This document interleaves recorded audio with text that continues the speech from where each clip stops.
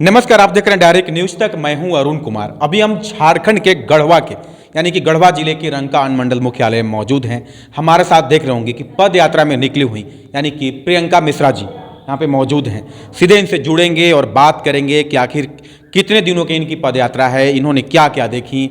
स्वागत है आपका, क्या कहेंगे आप? बहुत धन्यवाद आप सभी पत्रकार साथियों का।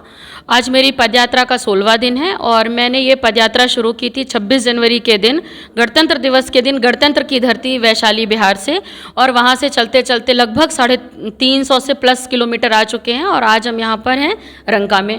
और जिसमें आपने पूछा कि हमने क्या देखा, हमने यही देखा कि झारखंड का कोई विकास नहीं हुआ है, और जबकि झारखंड का विकास बहुत बेहतर हो सकता था। झारखंड प्राकृतिक संसाधन और खनिज संपदा से परिपूर्ण है, तो झारखंड में हमने फिलहाल कोई विकास नहीं देखा है। आपका मकसद क्या है पदयात्रा का? मेरी पदयात्रा का ये मकसद है, हम 3 कानून सख्ती से बनाने की मांग कर रहे हैं, जो कि जनता को सीधा अधिकार देगा, जो आज तक वंचित रह गई जनता 75 सालों से। जिसमें हम बात कर रहे हैं खारिज करने का अधिकार, जिसमें हम जनप्रतिनिधि से लेकर के प्रशासनिक अधिकारी से लेकर के जुडिशरी तक के लोगों को हमारे पास खारिज करने का अधिकार हो। और खारिज करने का माध्यम ये हो कि हम जहाँ पर भी जिन लोगों के खिलाफ हम बात कर रहे हैं, जो भ्रष्टाचार करते हैं या संलिप्त रहते हैं, वहाँ पर एक कार्य समीक्षा प्रणाली की मशीन लगे, जिसमें उस एरिया का डेटा हो, और जो लोग उनके कार्य से संतुष्ट ना हो तो वो लाल बटन दबाएं, जो संतुष्ट हैं वो हरा बटन दबाएं। इस तरह से जब उनका एक पर्टिकुलर एक रेशियो फिक्स होगा तो उसके बाद उनको पद से मुक्त किया जाए, क्योंकि और जो भी उनको सरकारी सेवाएं या सुविधाएं मिलती हैं वो बंद हो। अगर हम जनप्रतिनिधि की बात करें तो उनको विधानसभा जाने से रोका जाए, उनको तनख्वाहें नहीं मिल, पद पर यथावत बने रहें। हम नहीं चाहते कि दोबारा चुनाव हो, समय और पैसे की बर्बादी हो। पद पर यथावत बने रहें, उनकी सारी सुविधाएं उनसे ले ली जाएं, चाहे वो पुलिस की सिक्योरिटी हो, चाहे वो बंगला हो, सब कुछ उनसे लिया जाए। फंड पर भी उनका कोई अधिकार नहीं हो। विकास का जो फंड आता है किसी भी विधानसभा को, वो फंड सीधा या कि विधानसभा अध्यक्ष की निगरानी में चला जाए या राज्यपाल को चला जाए, उनके हिसाब से फिर उस क्षेत्र का डेवलपमेंट हो। और उस विधायक के खिलाफ मुकदमा दर्ज हो और वो जेल भी जाएं, उनका सब कुछ बंद हो जाना। वो पद पर बने रहें लेकिन अस्तित्व उनका कुछ ना रहे। ये MP MLA से लेकर के, छोटे से लेकर के हम बड़े तक की बात कर रहे हैं। ठीक यही चीज़ें प्रशासनिक व्यवस्था में हो। आज आप देखते हैं सर कि अगर एक सामान्य व्यक्ति चला जाए थाने तो उसकी हिम्मत नहीं है थानेदार से बात कर ले। एक निर्दोष बच्चे को बहुत आसानी से मार के पीट के उसको मुजरिम बना के जेल भेज दिया जाता है। और आज भी भारत में 70% कैदी ऐसे हैं जो निर्दोष हैं। भारत में जब जेल बनाया गया था सुधार के लिए बनाया गया था, लेकिन ये बात राष्ट्रपति ने भी बोली थी इस बार। अच्छा जी। और पुलिस का जनता का जो रिश्ता है वो प्रेम, दोस्ती और मित्रता का होना चाहिए, लेकिन आज भय का रिश्ता है। अगर एक गाड़ी यहाँ से गुजर जाए हम सब अंदर हो जाएंगे दरवाजा बंद करके। तो ये भय, आखिर पुलिस ने ये रूप अपना दिखा के हमें भयभीत किया है। तो हम चाहते हैं कि पुलिस पर के थाने के बाहर भी, SHO के बाहर का जो थाना है वहाँ भी कार्य समीक्षा प्रणाली की मशीन लगे और जनता अपना निर्णय ले, क्योंकि जनता के टैक्स के पैसे से सब कुछ होता है, तो जनता ही राज करेगी। अब नेता और अधिकारी इस देश में राज नहीं करेगा, उसका कोई अधिकार नहीं है। पहले हमारा अधिकार है, ये देश हमारा है। तो हम ये बात करें, जुडिशरी में भी आप देखते कई ऐसे निर्णय होते हैं जो कोर्ट के माध्यम से गलत हो जाते हैं, लेकिन हम कुछ नहीं कर सकते। हमारे पास कोई पटल नहीं है, या हमारे पास पैसा है तो हम हाई कोर्ट जाएंगे, सुप्रीम कोर्ट जाएंगे। कई बार ऐसे होते कि हम सालों साल केस लड़ते हैं और उस पर कुछ नहीं रहता, हाई कोर्ट जाते हैं तुरंत जमानत मिल जाती है। तो इससे भी नुकसान होता है समाज का, और जुडिशरी के प्रति भी एक विश्वास खत्म होता है जनता का। तो हम ये खारिज करने के अधिकार में हम यही बात कर रहे हैं। जनमत संग्रह में हम बात करें कि आप कोई भी कानून बनाए, कोई भी कानून बनाए, जनता की राय आप लेंगे ना, क्योंकि आप हमारे लिए बना रहे हैं ना, तो आप हमसे राय लेंगे। अगर आप कोई भी कानून बनाते हैं तो जनता को वोटिंग राइट दीजिए। जनता वोट के माध्यम से उस कानून का समर्थन करती है तो आप उसको लागू करिए, अन्यथा आप उसको लागू नहीं करिए, उसको वापस लीजिए, विचार विमर्श करिए, फिर उसको लागू करिए। देखिए, इसका एकदम ताज़ा उदाहरण है, 1 साल पहले की बात है। जब किसान बिल आया तो किसान बिल में अगर पूछ लिया जाता कि भाई इसमें क्या जोड़ें क्या घटाएं, तो आंदोलन नहीं होता, जनहानि नहीं होती, धन हानि नहीं होती, भारत की प्राचीर पे हमला नहीं होता, अंतर्राष्ट्रीय स्तर पे हमारा कितना बदनामी हुआ है आप सबको पता है। विदेश से भी लोग आकर के किसान आंदोलन का समर्थन किए। और आप तो ये चीज़ हम नहीं चाहते कि देश में आंदोलन हो, हम चाहते हैं कि आप खुद एक बटन दबाएं और आपका काम हो जाए, क्योंकि आंदोलन आसान बात नहीं है। घर परिवार सब कुछ त्याग के सड़कों पर उतरना पड़ता है, तो हम इस चीज़ को रोकना चाहते हैं। तो अंतिम रूप से जो जनमत संग्रह का अधिकार है वो कानून तभी पास होगा जब जनता चाहेगी। जनता के बिना चाहे आप धरातल पे लागू नहीं कर सकते। तीसरा है कानून सुधार में जनता की भागीदारी। आप हमारे लिए कानून बनाएंगे तो हम आपसे भी तो पूछेंगे ना कि आपको क्या चाहिए। तो हम हर व्यक्ति तो प्रतिनिधित्व तो नहीं करेगा। तो जो हमारे समाज में वरिष्ठ हैं, समाज सेवी हैं, पत्रकार हैं, शिक्षक हैं, प्रोफेसर्स हैं, डॉक्टर्स हैं, इतने बुद्धिजीवी लोग हैं जिन्होंने पूरा पूरा जीवन समाज को दे दिया, देश को दे दिया, ऐसे लोगों को बुलाइए। राज्य से या केंद्र से आप किसी को आमंत्रित करिए कि आप आइए, ये कानून बना रहे हैं, इसमें आप अपने सुझाव रखिए जनता की तरफ से। अगर वो रखते हैं, वो रखेंगे ही क्योंकि वो समाज के चिंतक हैं, तो वो रखते हैं तो आप उसको उस कानून में जगह दीजिए। अगर आप हमारे तरफ से प्रतिनिधित्व करने वाले व्यक्ति को के बिंदु को अगर आप उस कानून में शामिल नहीं करेंगे, जनमत जो हम बात कर रहे हैं कि सहभागिता का अधिकार कानून बनाने में, तो जब जनमत संग्रह का टाइम आएगा तो वोटिंग के माध्यम से उस कानून को हम खारिज कर देंगे और जनता लागू नहीं होने देगी जमीन पे। तभी लागू होगा जब जनता चाहेगी। ये 3 कानून को, और हम 28 अप्रैल को हम पहुंच रहे हैं दिल्ली, और दिल्ली से ये एक पदयात्रा जो है ये जन जागरण का काम है, क्योंकि जिन राज्यों से हम गुजर रहे हैं यहाँ का विकास, यहाँ का डेवलपमेंट, यहाँ का सब कुछ जो है हम देख रहे हैं, क्या इंफ्रास्ट्रक्चर है, ये सब देखते हुए हम जब पहुँचेंगे दिल्ली, तो दिल्ली से महापरिवर्तन जन आंदोलन विशाल रूप में खड़ा होगा। और ये तब तक चलेगा जब तक तीनों कानून धरातल पे लागू नहीं कर दिए जाएंगे। आप बिहार में भी घूमे, बिहार में आपने क्या देखी? बिहार में जो हमने देखा, बिहार के लोग बहुत अच्छे थे, बहुत प्यार, बहुत सब कुछ, समर्थन बहुत मिला इन तीनों कानूनों को लेकर के। आपके झारखंड में भी मिला, लेकिन वहाँ का पुलिस व्यवस्था, प्रशासन व्यवस्था ध्वस्त है। मुझे किसी ने संपर्क नहीं किया।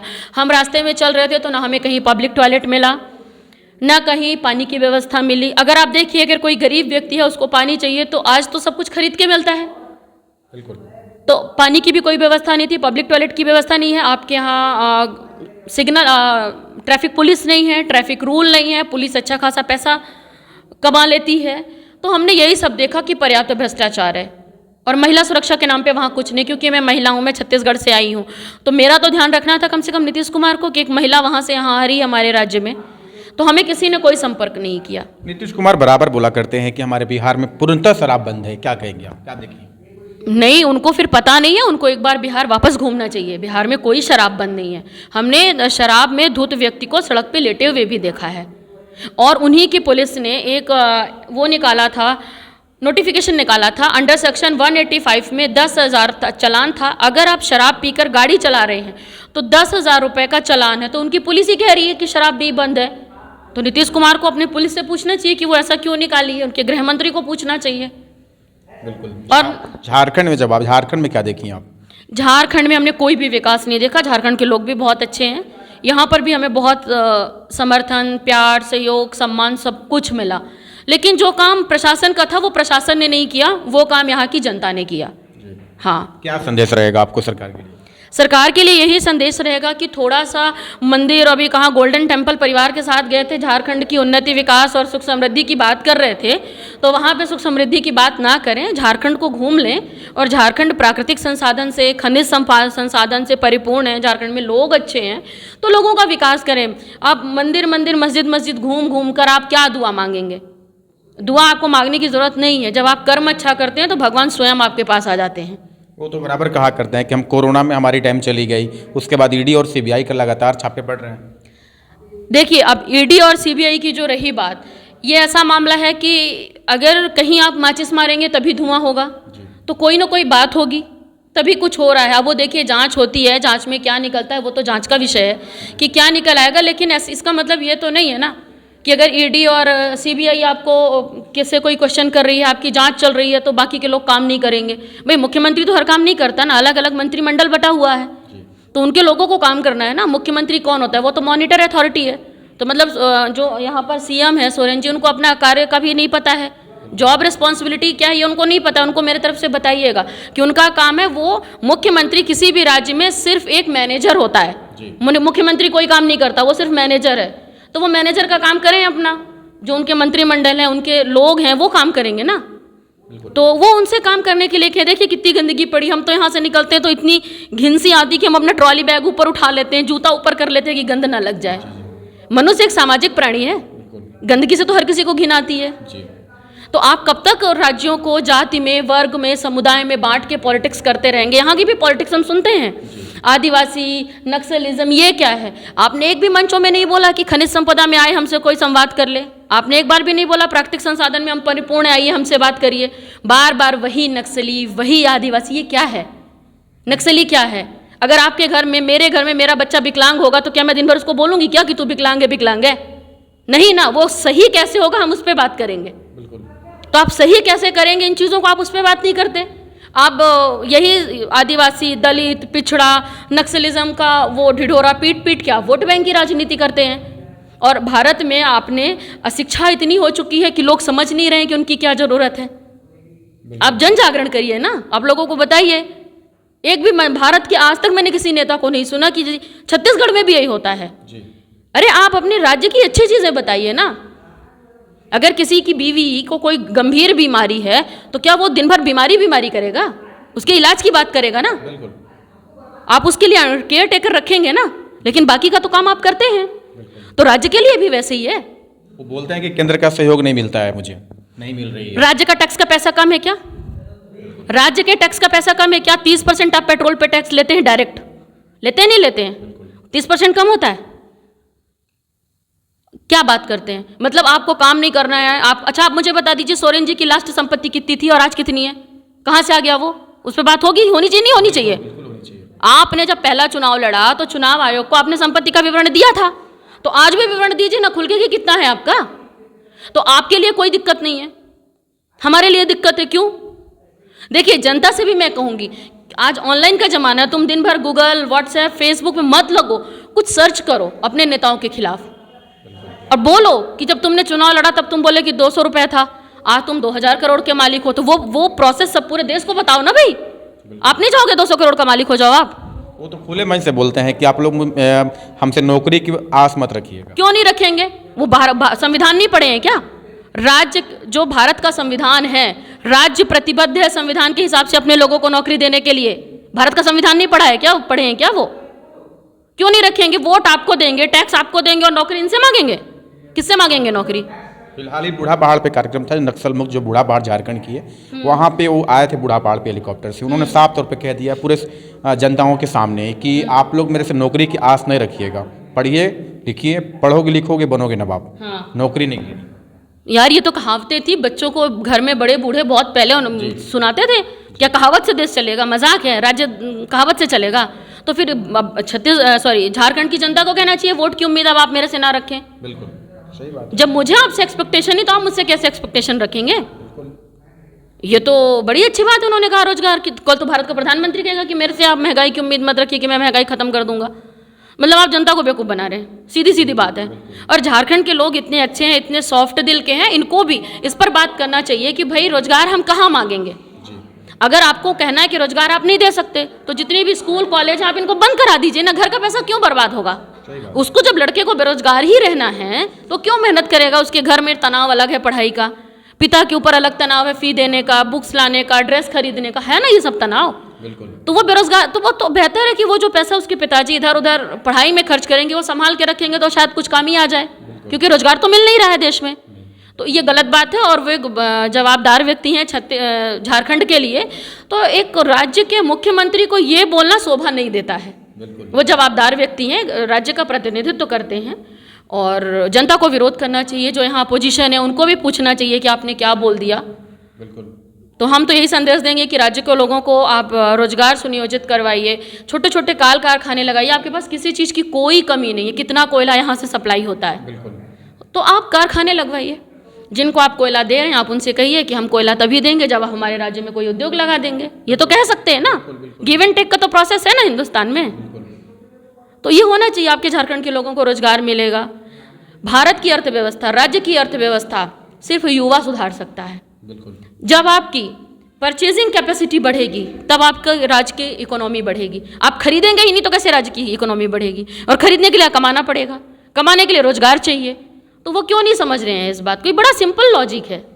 और राज्य के मुख्यमंत्री हैं, अपनी गरिमा को बनाए रखें और इस तरह से बेतुका बयान ना दें कि हमसे रोजगार की उम्मीद नहीं करिए। तो फिर जनता से भी उम्मीद ना करें, वो वोट की उम्मीद ना करें, जनता के पास आए ना। और जब उनकी पार्टी के लोग या उनके लोग जब आए तो उनका घोर विरोध करिए, उनसे बोलिए कि आप हमारे मोहल्ले में क्यों आए हैं, हम रोजगार नहीं मांग रहे हैं, मोहल्ले में मत आइए। और करना चाहिए, और ये बहुत जल्द होगा। जैसे ही ये आंदोलन हमारा दिल्ली में शुरू होगा, देखिए भारत गुलाम था, किसी को नहीं पता था, लेकिन जिस दिन पता चला कि भारत गुलाम है, आज़ादी ले लिए ना, बिल्कुल ले लिए ना। ये आंदोलन भी वही है, आज तक किसी को नहीं पता है हमारा अधिकार क्या है। बिल्कुल। और जिस दिन हम ये पदयात्रा के माध्यम से लोगों को जागरूक कर देंगे, उस दिन देश की जनता ये कानून ले लेगी। उसके बाद आपका क्या हाल होगा, उसके पीछे का भी आपको सोचना है। कितना समर्थन मिल रही है आपको? बहुत ज़्यादा सर समर्थन मिला है।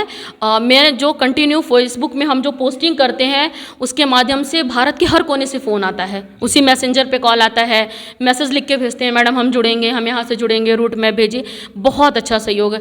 आपके झारखंड से भी बहुत सहयोग मिला है। कुछ नवयुवक लोग हैं जिनका अपना समूह है, वो बोले हैं कि हम बिल्कुल दीदी आंदोलन से जुड़ेंगे और हम दिल्ली पहुँचेंगे।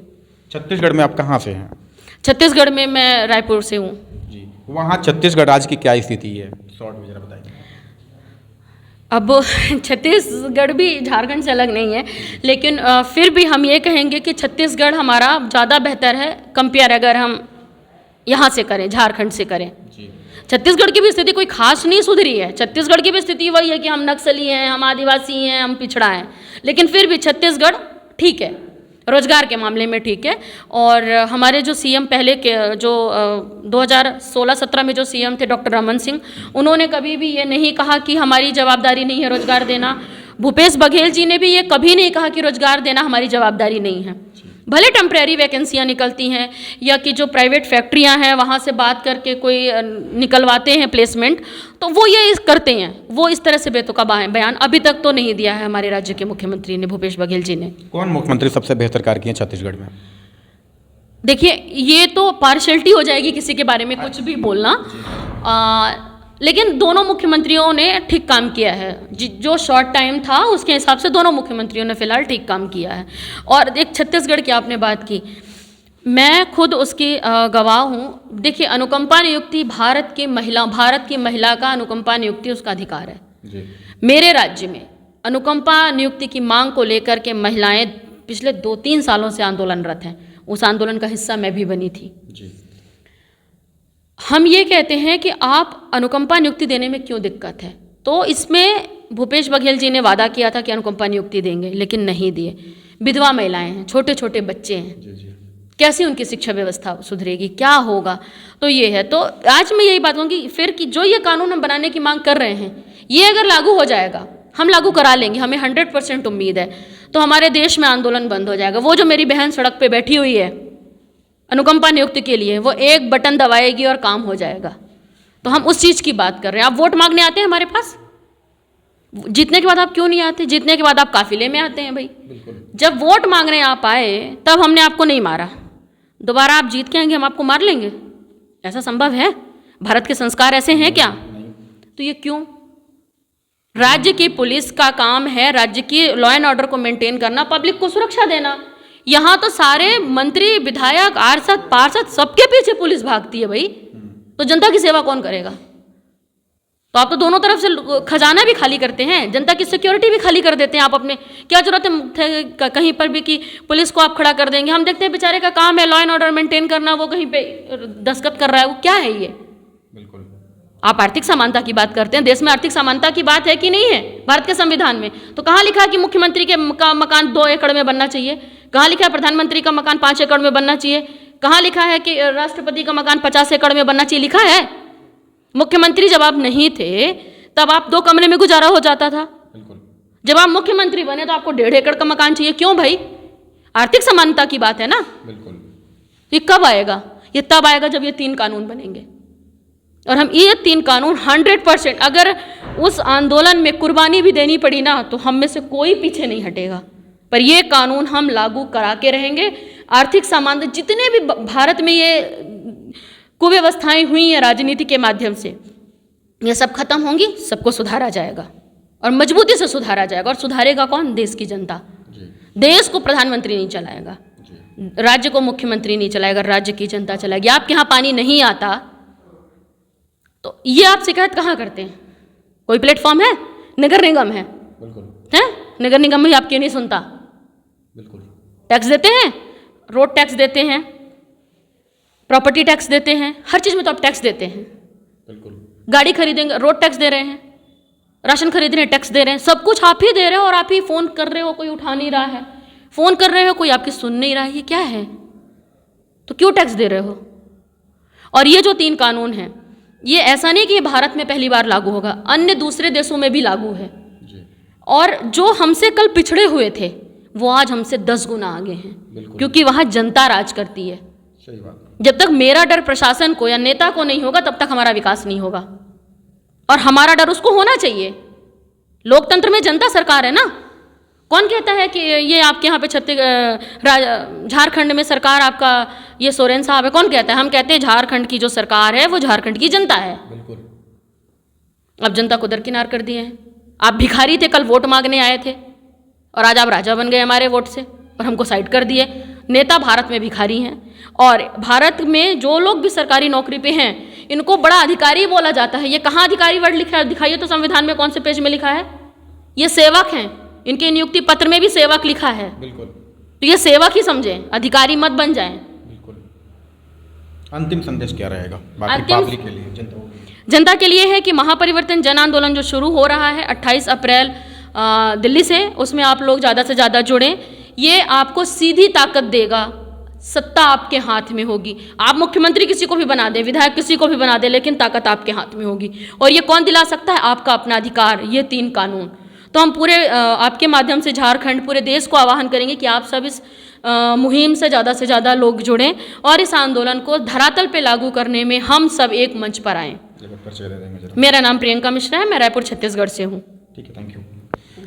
देखिए, हमसे प्रियंका मिश्रा जी जो कि पद यात्रा में निकली हुई खास बातचीत कर रही थी। इन्होंने कहा है साफ तौर पे कि कोई भी राज्य का या फिर कोई भी देश का जनता मालिक होती है। सीधे तौर पे यहाँ के लोगों को इस आंदोलन से जुड़ना चाहिए, यानी कि 28 अप्रैल से जो आपके दिल्ली से जो शुरुआत हो रही है उसमें सभी लोगों को भागीदारी निभानी चाहिए और इस आंदोलन को मजबूती के साथ यानी कि आंदोलन में भाग लेना चाहिए, ताकि हमारे देश और राज्य में अत्याचार हो रहे उस पर विराम लग सके।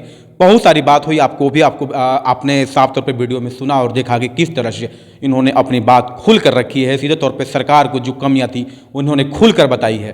तो ऐसे में अब देखने वाली बात होगी 28 अप्रैल यानी कि जो आंदोलन शुरू होगी, जन आंदोलन, सीधे तौर पे कितना असर सरकार पर पड़ती है। इसी के साथ देखते रहिए डायरेक्ट न्यूज तक। गढ़वा से मैं अरुण कुमार। इसी तरह का न्यूज देखने के लिए आप डायरेक्ट न्यूज तक को सब्सक्राइब करें, लाइक करें, शेयर करें, ताकि आपको हर खबर का नोटिफिकेशन आपको मिलता रहे, ताकि आप हर खबरों से तरोताजा रहें।